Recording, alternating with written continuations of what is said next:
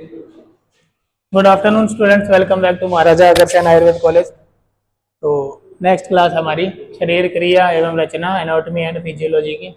और common topic आज हमारा एंडोक्राइन सिस्टम हम कंटिन्यू कर रहे थे, जिसमें आज हम नेक्स्ट हमारा एंडोक्राइन ग्लैंड रहने वाला है पैनक्रियाज।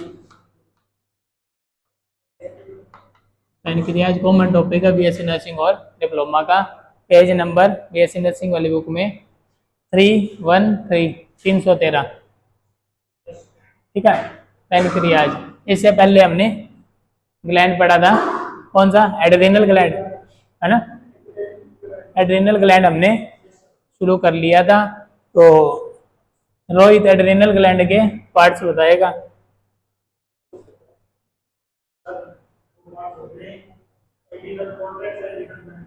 हाँ, वो 3 सौरभ बताएगा। एड्रीनल कॉर्टेक्स के जो 3 बाकी हैं, 3 हिस्सों में किस किस में डिवाइड होता है एड्रीनल कॉर्टेक्स? हाँ, नाम नहीं आते, पहला अक्षर बता दे किस किस से शुरू होते हैं।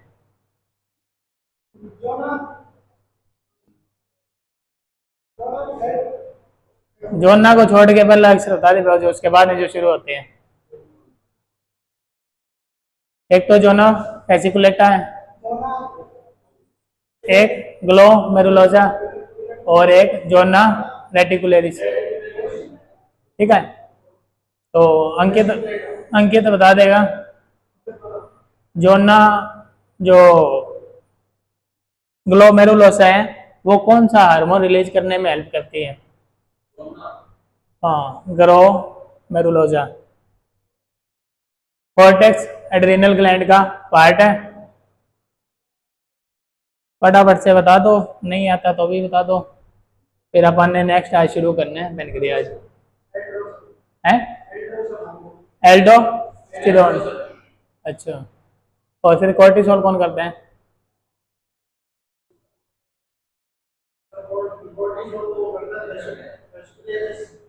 फेसिकुलेटम। और वो reticularis sex hormone, androgen and estrogen. ठीक है, चलो अब हम हमारा नेक्स्ट जो ग्लैंड है पैनक्रियाज ग्लैंड है। ठीक है, तो पैनक्रियाज ग्लैंड का पूजा बताई कि ये एक्सोक्राइन है या एंडोक्राइन ग्लैंड है?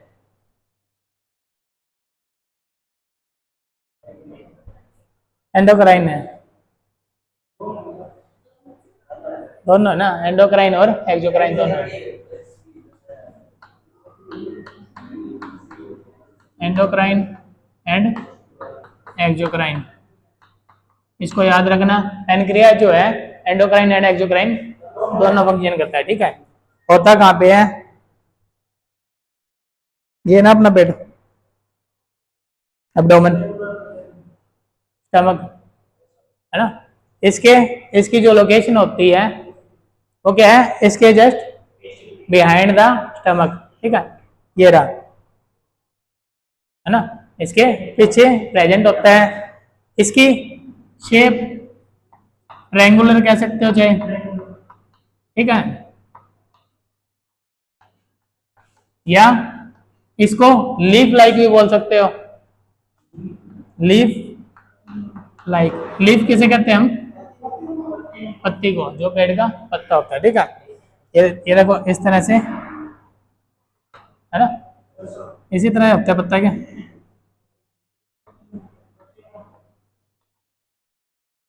ठीक है, ट्रायंगुलर भी शेप कह सकते हो, पत्ती भी कह सकते हो, या फिश लाइक स्ट्रक्चर भी बोल सकते हैं इसको। है कांटों के समान नहीं, हाँ, जैसे मछली होती ना, ऐसी होती है क्या मछली? उसके बस थोड़ा सा ये होता है, ऐसी होती है क्या? ये थोड़ी पीछे से वैसे होती है, ये यहाँ तक की शेप वैसे, मतलब इसको फिश लाइक भी बोल देते हैं। ठीक है, तो ये प्रेजेंट होता है बिहाइंड द, क्या हो गया? मछली पसंद नहीं आई? डिजाइन सही नहीं है? ये पीछे वाला सही नहीं है ना ड्राइंग यार हमारी। अब ठीक है, चल मछली से क्या लेना, अपन पैनक्रियाज से लेना है, ठीक है। तो इसकी location behind the stomach, stomach के पीछे होती है। एंडोक्राइन एंड एक्सोक्राइन दोनों का काम करता है, ठीक है। तो a triangular gland which has both exocrine and endocrine cells located behind the stomach, acinar cell produce an enzyme. इसके अंदर सेल्स होते हैं दो टाइप के, ठीक है। फर्स्ट एसिनल सेल्स, ठीक है, और एक होते हैं इसलेट, इसलेट सेल्स, इसलेट ऑफ लैंगर हैंस बोलते हैं इसको, इसलेट ऑफ लैंगर हैंस। तो अब क्या है कि दोनों प्रकार के सेल से भरा होता है पूरा पैनक्रियाज, पूरा पैनक्रियाज, ठीक है। जो एसिनल सेल्स हैं इसका फंक्शन क्या होता है, एसिनल सेल किसको बोलते हैं हम, एक सेल्स का गुच्छा नुमा स्ट्रक्चर होता है, मतलब गुच्छा टाइप सेल्स होता है। और एसिनल सेल का काम क्या होता है, जूस, जूस बनाता है, जूस का हाँ सिक्रीशन करता है ये, ठीक है। यानी कि जो डाइजेशन में हेल्प करता है हमारा पैनक्रियाटिक जूस है जैसे, वो कौन बनाता है, एसिनल सेल, ठीक है। तो ये तो क्या करवा रहा है उसका एक्सोक्राइन फंक्शन, ठीक है। ध्यान से सुनना, एसिनल सेल्स है ये क्या करते हैं, जूस की प्रोडक्शन करते हैं। कौन सा जूस, पैनक्रियाज से निकल रहा है तो पैनक्रियाटिक जूस, ठीक है। तो पैनक्रियाटिक जूस निकल रहा है तो पैनक्रियाटिक जूस करता क्या है, हमारे डाइजेशन में हेल्प करता है, ठीक है। तो अब ये कौन सा फंक्शन करवा रहे हैं एसिनल सेल, एक्सोक्राइन, एक्सोक्राइन फंक्शन करवा रहे हैं, ठीक है। और फिर आ गया इसलेट सेल्स, इसलेट ऑफ लैंगर हैंस इसका पूरा नाम है, इसलेट सेल्स इसको बोलते हैं। ये क्या कर रहे हैं, सेल्स बना रहा है कौन से, इसमें alpha cell, beta cell, delta cell, चार प्रकार के सेल होते हैं, जैसे मेनली तीन अपन काउंट करते हैं, इंसुलिन, ग्लूकागोन, सोमैटोस्टेटिन। इंसुलिन कौन बना रहे हैं, इसलेट सेल्स, ठीक है। तो ये वाले सेल क्या कर रहे हैं, अब ये वाले सेल आपका एंडोक्राइन फंक्शन करवा रहे हैं, ठीक है। इसको गांठ बांध लो, एसिनल सेल्स है जो एक्सोक्राइन फंक्शन करवा रहे हैं क्योंकि पैनक्रियाटिक जूस सीक्रेट करवा रहे हैं। जो इसलेट सेल्स हैं वो क्या करवा रहे हैं, एंडोक्राइन फंक्शंस करवा रहे हैं। कैसे करवा रहे हैं, क्योंकि वो इंसुलिन बना रहे हैं, ग्लूकागोन बना रहे हैं, और क्या बना रहे हैं, सोमैटोस्टेटिन।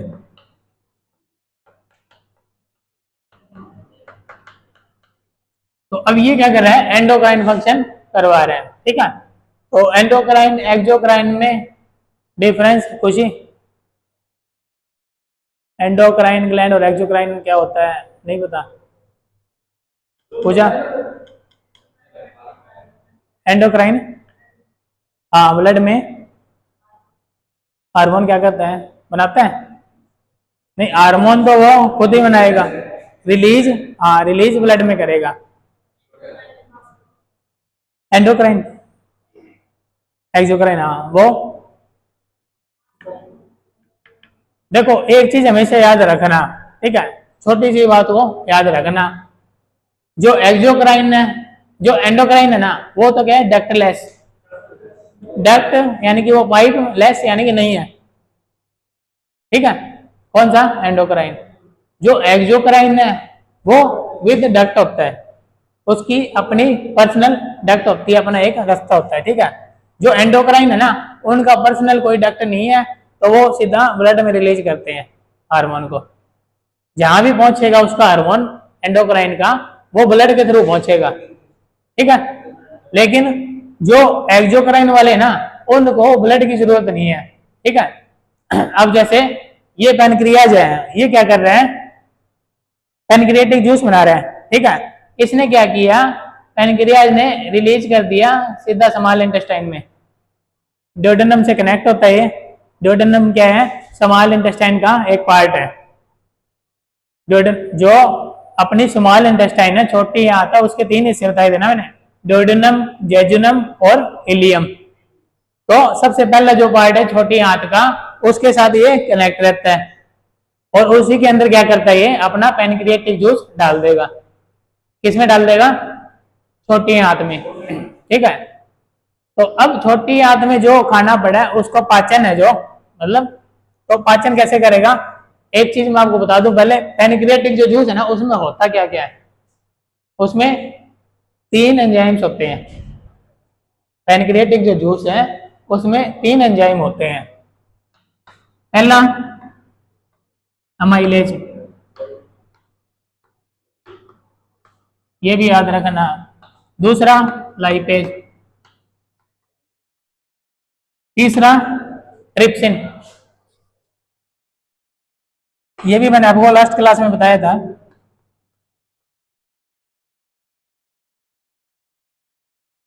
तीन एंजाइम्स हैं किसमें, पैनक्रियाटिक जूस में, अमाइलेज, लाइपेज और ट्रिप्सिन। अच्छा, अब जब हमारी जो हम डाइट लेते हैं उसमें 3 मैक्रो न्यूट्रिएंट्स होते हैं। मैक्रो यानी कि बड़े जो न्यूट्रिएंट्स होते हैं वो 3 होते हैं। अब 3 कौन कौन से होते हैं अपनी डाइट में, प्रोटीन, फैट, तीसरा कार्बोहाइड्रेट।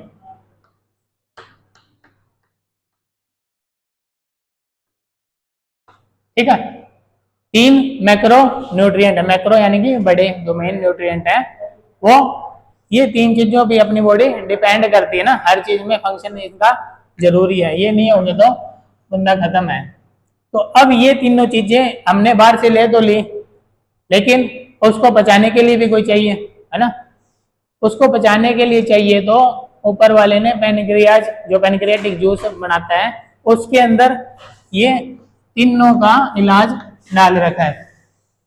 ठीक है, जो अमाइलेज है ये तो क्या करेगा, कार्बोहाइड्रेट को पाचन करेगा। अमाइलेज है कार्बोहाइड्रेट का पाचन करेगा। जो लाइपेज है ये क्या करेगा, फैट का पाचन करेगा। ठीक है, अमाइलेज कार्बोहाइड्रेट का और लाइपेज फैट का पाचन करेगा। फिर प्रोटीन बच गया तो प्रोटीन को ट्रिप्सिन बचाएगा। ठीक है, तो ट्रिप्सिन किसको बचाएगा, प्रोटीन को। ठीक है, इन तीनों को तोड़ने के लिए हमारे पैनक्रियाटिक जूस में ये तीनों एंजाइम प्रेजेंट होते हैं। ठीक है, तो अब ये तो बात हो गई एक्सोक्राइन फंक्शन की इसकी, है ना, एक्सोक्राइन फंक्शन, क्योंकि डाइजेशन में काम आ रही है। फिर हम बात कर ले दूसरे, किसकी बात की थी, ये इसलेट सेल्स की। ये क्या बनाते हैं, एंडोक्राइन फंक्शन की जब हम बात करें तो एंडोक्राइन फंक्शन जो हमारा ये, इसके जो जैसे पैनक्रियाज है ना, इसके भी 3 हिस्सों में इसको डिवाइड किया अपन ने। एक तो हेड, इसका सिर, फिर बॉडी, फिर टेल। ठीक है, पूंछ, हेड, बॉडी, टेल। कुछ लोग हेड के साथ में फिर नेक भी बोल देते हैं, गर्दन भी बोलते हैं, लेकिन आप हेड, बॉडी एंड टेल तक इतना काम समाप्त कर सकते हो। ठीक है, तो अब इसके टेल में ज्यादातर प्रेजेंट होते हैं, वैसे तो पूरे पैनक्रियाज में प्रेजेंट होते हैं इसलेट सेल्स। ठीक है, हाँ, तो ये क्या करते हैं, ये भी alpha cell, beta cell and delta cell, ये 3 टाइप के सेल्स किसमें होते हैं, इसलेट सेल्स में। ठीक है, ये क्या करते हैं, अब अल्फा सेल क्या करता है, ग्लूकागोन बनाता है, ग्लूकागोन। ठीक है, फिर बीटा सेल क्या करता है, इंसुलिन बनाता है। ठीक है, डेल्टा क्या करता है, सोमेटोस्टेटिन बनाता है, सोमेटोस्टेटिन।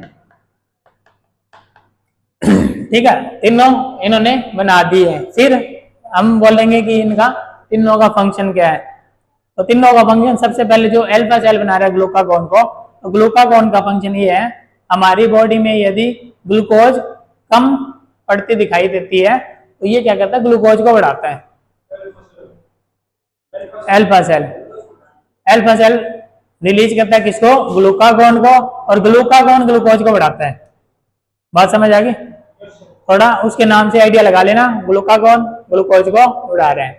ठीक है, यदि फिर क्या होगा कि ग्लूकोज बॉडी में जब दिखा कि ज्यादा बन रहा है तो हमारा ये छोटा भाई बीटा सेल क्या करेगा, इंसुलिन रिलीज करेगा। अब इंसुलिन का काम क्या है, इंसुलिन का काम ये है कि जो बढ़ा हुआ ग्लूकोज है उसको कंट्रोल करेगा। कंट्रोल कैसे करेगा, इंसुलिन बढ़े हुए ग्लूकोज को कंट्रोल कैसे करेगा अकॉर्डिंग टू यू, आपके हिसाब से?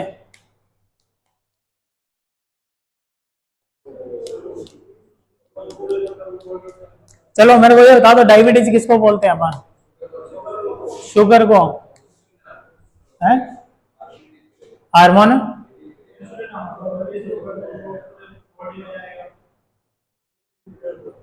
देखो, डायबिटीज हमने सीधा सीधा बोल दिया कि हमारे ब्लड में ग्लूकोज लेवल बढ़ गया, यही है ना, है ना?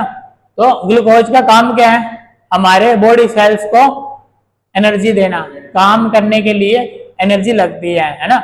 अगर आप कोई भी काम कहीं पे भी जाओगे, आप कोर्स कंप्लीट करके कहीं पे जॉब करोगे तो उसके लिए आपकी एनर्जी क्या है, पैसे, है ना? बिना पैसे के तो आप काम नहीं करोगे। तो वैसे ही सेल्स को काम करने के लिए एनर्जी चाहिए, वो एनर्जी क्या है, ग्लूकोज। ठीक है, तो अब क्या हो रहा है कि वो जो ग्लूकोज बन रहा है ना, वो सेल्स में नहीं जा रहा अपने, वो ब्लड में घूमता जा रहा है। बीमारी यही है, वो क्या अपने ब्लड में घूम रहा है, लेकिन जबकि उसको होना कहाँ चाहिए, या तो सेल्स में, है ना, या फिर लीवर क्या करता है, ग्लूकोज जो एक्स्ट्रा होता है उसको ग्लाइकोजन के रूप में जमा कर देता है। विकल्प को जब भी हमें एनर्जी की कमी होगी तो ग्लाइकोजन को वापस तोड़ के ग्लूकोज में हम काम में ले लेंगे। ठीक है, लेकिन ये ग्लूकोज क्या है, ब्लड में घूम रहा है। ठीक है, तो ब्लड में घूमना ही तो नुकसानदायक है, वही डायबिटीज है। हाँ, तो अब क्या है कि इंसुलिन का काम क्या है, इंसुलिन इनको जो ये ब्लड में ग्लूकोज घूम रहे हैं ना, इनको पकड़ेगा, तोड़ेगा नहीं, पकड़ के सेल के अंदर घुसाएगा,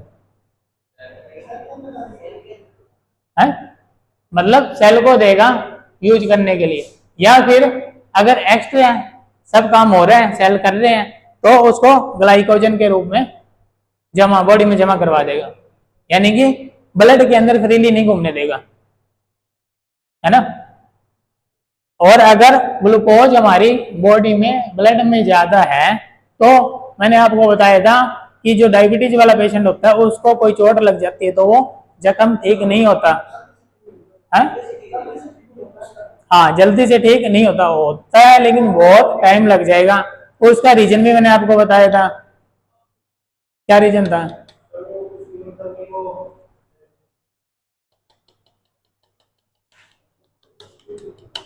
उसका रीजन भी यही था कि ब्लड के अंदर आपके ग्लूकोज घूम रहा ज्यादा, और जहाँ पे कोई घाव हुआ वहां बैक्टीरिया लगना शुरू हो जाएंगे, तो वो बैक्टीरिया क्या करते हैं, उसको जख्म को लंबा खींचते रहते हैं।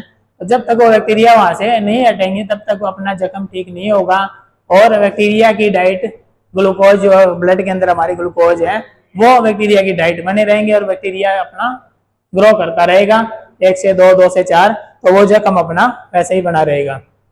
ठीक है, हाँ, समय ज्यादा लगेगा।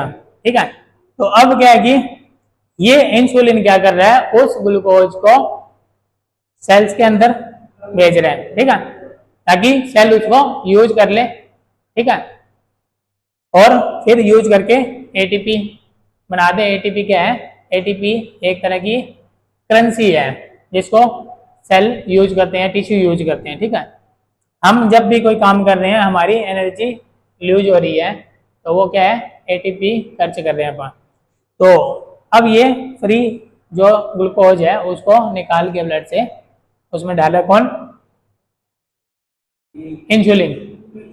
और कभी भी आपको कम्पिटिटिव एग्जाम में एक क्वेश्चन बन जाता है कि इंसुलिन है वो पैनक्रियाज में कौन से सेल बना रहे हैं, मतलब जो इंसुलिन हार्मोन है वो कौन सा सेल बना रहे हैं, तो आप बोलेंगे कि पैनक्रियाज का जो बीटा सेल है वो इंसुलिन हार्मोन बना रहे हैं, और अल्फा सेल ग्लूकागोन बना रहे हैं। फिर थर्ड क्या है, डेल्टा सेल। डेल्टा सेल क्या बनाते हैं, सोमेटोस्टेटिन। सोमेटोस्टेटिन क्या कर रहे हैं, अगर इंसुलिन बहुत ज्यादा बन रहा है तो उसको कंट्रोल कर रहा है, ठीक है, स्प्रेस कर रहा है, उसको दबा रहे हैं कि ज्यादा इंसुलिन ना बनाओ। और अगर ग्लूकागोन ज्यादा बन रहा है तो उसको भी रोकने का काम करते हैं। ये दोनों के ऊपर काम करता है। अगर कोई ज्यादा बन रहा है तो उसको कम करने का काम कौन कर रहे हैं, सोमेटोस्टेटिन। और सोमेटोस्टेटिन को रिलीज कौन से सेल कर रहे हैं, डेल्टा सेल, ठीक है। आगे बात समझ।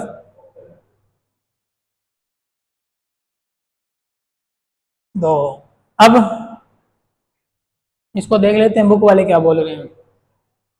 ये मैंने आपको एसिनल पैनक्रियाटिक एक्सिलरेट हार्मोन, ये मैंने आपको बता दिया, फ्यूल स्टोरेज एंड यूज। तो अब क्या कि हार्मोन्स ऑफ द पैनक्रियाज बता रहे हैं, एंडोक्राइन पैनक्रियाज में स्कैटर्ड थ्रू दी। तो इसमें इन्होंने बताया वेडनेस क्या है, बीटा सेल क्या कर रहा है, सिक्रेट करता है इंसुलिन को, अल्फा सेल क्या कर रहा है, सिक्रेट करता है ग्लूकागोन को, डेल्टा सेल क्या करता है, सोमेटोस्टेटिन को, एक एफ सेल प्रोड्यूस कर रहे हैं पैनक्रियाटिक पॉलीपेप्टाइड। फिर आगे देखो नेक्स्ट पेज पे पैनक्रियाज का स्ट्रक्चर दिया हुआ है, ठीक है। ये कनेक्ट है स्मॉल इंटेस्टाइन के कौन से पार्ट से, ड्यूडेनम से, जो मैंने आपको पहले बता दिया था, ठीक है। और एक इसके साथ कौन अटैच है, common bile duct. Common bile duct का काम क्या होता है, common bile duct gall bladder से भी कनेक्ट होती है और इससे भी कनेक्ट होती है। कॉमन बाइल डक्ट यानी कि गॉल ब्लैडर से बाइल जूस लेके आ रही है, तो कौन लेके आ रही है, सीबीडी, कॉमन बाइल डक्ट, और पैनक्रियाटिक जूस भी इसके थ्रू जा रहा है। इसलिए कॉमन, दोनों की कॉमन है, और उसको अगर उसमें से बाइल जूस जाता है तो उसको बाइल डक्ट बोल दिया। फिर उसमें बहुत सारे लोब्यूल्स है, उसमें टेल दिखा रखी है, पूंछ दिखा रखी है उसकी, ठीक है। स्लेट्स ऑफ लैंगरहैंस दिखा रखे हैं, पैनक्रियाटिक जो एक्सोक्राइन फंक्शन करते हैं एसिनल सेल्स दिखा रखे हैं, ठीक है। तो इंसुलिन हार्मोन क्या कर रहा है, हार्मोन ऑफ न्यूट्रिएंट एबंडेंस बोलते हैं इसको। इंसुलिन को क्या बोलते हैं, hormones of nutrient abundance. Nutrient abundance का मतलब क्या है कि आपके शरीर में जब न्यूट्रिएंट्स ज्यादा हो गए, कम नहीं ज्यादा, पर्याप्त मात्रा में, पर्याप्त मात्रा में उसको न्यूट्रिएंट्स को करता है, ठीक है। फिर क्या गया, ये क्या है, a protein hormone of 2 amino acid chain, ठीक है। 2 अमीनो एसिड की चेन होती है, ठीक है, ये हार्मोन है। 2 अमीनो एसिड की chain link by disulphide bond, और दोनों जुड़े होते हैं डाइसल्फाइड बॉन्ड से। बॉन्ड क्या होता है, जो इनको कनेक्ट करता है, ठीक है। हाँ, फिर क्या है, पार्ट ऑफ, अब ये इसका निर्माण कैसे होता है, इंसुलिन सिंथेसिस कैसे होता है। सबसे पहले तो डीएनए होता है, उसमें भी क्रोमोसोम 11, क्योंकि एक डीएनए में बहुत सारे क्रोमोसोम्स होते हैं। तो ये क्या करते हैं, डीएनए जो है उसका क्रोमोसोम 11 क्या करता है, इन बीटा सेल, ठीक है, उससे क्या बनता है, पहले एमआरएनए, एमआरएनए, एमआरएनए मतलब मैसेंजर आरएनए, ठीक है। फिर क्या बनेगा, इसका प्रो इंसुलिन बनता है, प्रो इंसुलिन, ठीक है, प्रो इंसुलिन बनेगा। फिर उसके बाद क्या बनेगा, प्रो इंसुलिन के बाद ये इंसुलिन बनता है। इस तरह से इसका सिंथेसाइज होता है, यानी कि सिंथेसिस होता है। फिर क्या हो गया, फिजियोलॉजिकल इफेक्ट ऑफ इंसुलिन। अब इंसुलिन का क्रियात्मक प्रभाव कैसे होता है, इंसुलिन का। इंसुलिन इज की player in the control of the intermediary metabolism, metabolism में हेल्प करता है। और क्या कर रहा है, it has profound effect on both carbohydrate and liquid metabolism. Liquid पे भी काम करता है, कार्बोहाइड्रेट पे भी कर रहे हैं। And significant influence on protein and mineral metabolism. Consequently, rearrangement in insulin signalize have the widespread and distinct effect on many organ and tissue, ठीक है। तो सीधी सी बात वही है जो मैंने आपको बताई है पहले, इंसुलिन मेनली क्या करता है, एक्स्ट्रा ग्लूकोज को ब्लड सेल में डालता है। फिर क्या है, इंसुलिन एंड कार्बोहाइड्रेट मेटाबॉलिज्म। जो इंसुलिन का फंक्शन कार्बोहाइड्रेट मेटाबॉलिज्म पे कैसे होता है, insulin receptor present almost all the cell of the body. हमारे जितने सेल्स बॉडी में है उनके सभी सेल के ऊपर रिसेप्टर प्रेजेंट होते हैं, किसके, इंसुलिन के। रिसेप्टर यानी कि इंसुलिन को रिसीव करने वाले, ठीक है। और इन रिसेप्टर को बोलते हैं इंसुलिन रिसेप्टर, क्योंकि जब भी जो हमारा पैनक्रियाज क्या करेगा, ब्लड के अंदर इंसुलिन को रिलीज करेगा और इन रिसेप्टर पे आके इंसुलिन अटैच हो जाएगा, ठीक है। फिर क्या है, glucose is liberated from the dietary carbohydrate, ठीक है। ग्लूकोज बनता है किससे, डाइटरी हमारा कौन सा है, कार्बोहाइड्रेट है, जैसे कि स्टार्च और सुक्रोज, ठीक है, स्टार्च और सुक्रोज। तो अब ये स्टार्च और सुक्रोज हाइड्रोलाइसिस होती है, यानी कि टूटती है, फिर किस में बनती है, कन्वर्ट होती है ग्लूकोज में, ठीक है। तो जब ग्लूकोज का लेवल एलिवेट हो जाता है ब्लड के अंदर, इंक्रीज हो जाता है, तो वो स्टिमुलाइज करती है रिलीज ऑफ इंसुलिन, ठीक है। अंकित रील बाद में देखिए यार, अभी समझ ले थोड़ा, ठीक है। रील देखने के लिए आपके पास पूरा दिन है, बाद में घर पे जाके जैसे मर्जी स्क्रॉल करते रहना, ठीक है। तो अब क्या कि ये क्या करता है, जब हमारे बॉडी में ग्लूकोज का लेवल बढ़ेगा तो वो स्टिमुलेट करेगा पैनक्रियाज को क्या बनाने के लिए, इंसुलिन बनाने के लिए, ठीक है। आप इंसुलिन रिलीज करो, फिर and insulin act on the cell throughout the body, फिर ये क्या करते हैं, सभी सेल पे काम करते हैं। इंसुलिन रिसेप्टर क्या करते हैं, जहाँ भी ब्लड में फिर इंसुलिन होगा तो उसको अपनी तरफ खींचेंगे और जो उस पर फिर क्या होगा, ग्लूकोज के ऊपर ये काम करेगा। अच्छा, throughout the body to stimulate the uptake utilisation storage of glucose, ठीक है।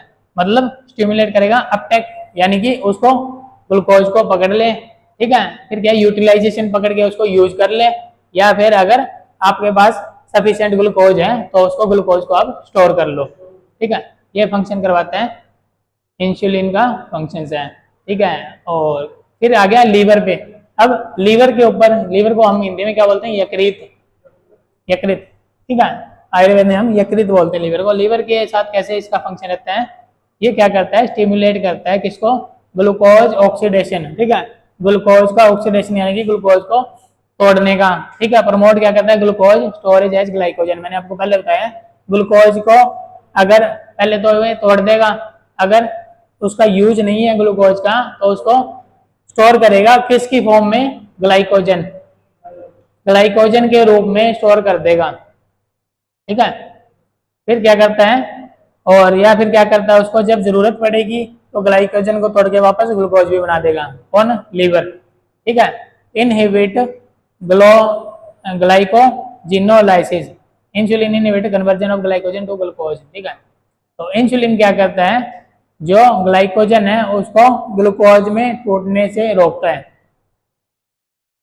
ग्लाइकोजन जो लीवर ने बना के स्टोर करके रखा है, तो इंसुलिन क्या करता है, अगर पहले से ही ब्लड में ग्लूकोज ज्यादा है तो उसको ग्लाइकोजन को टूटने से रोकेगा।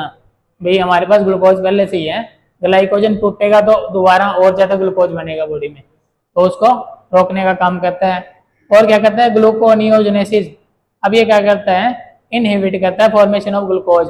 अब ये क्या करता है कि इंसुलिन जो नया ग्लूकोज बन रहा है उसको भी बनने से रोकेगा, ठीक है। From lactic acid and amino acid, जो प्रोटीन और अमीनो एसिड क्या होता है, प्रोटीन का हिस्सा होता है, उसको टूटने से रोकेगा ताकि और ग्लूकोज ना बन पाए, ठीक है। फिर मांसपेशी क्या करेगी, स्टिमुलेट करेगी ग्लूकोज अपटेक, ग्लूकोज को अपटेक करेगी, यानी कि उसको पकड़ेगी कि कौन, मांसपेशियां, क्योंकि पूरी बॉडी को जरूरत होती है काम करने के लिए ग्लूकोज की, ठीक है।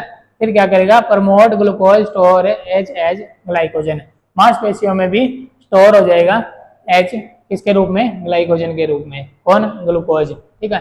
तो आज की क्लास में आप इतना ही करेंगे, बाकी इसको कंटिन्यू करेंगे पैनक्रियाज को नेक्स्ट क्लास में। Thank you.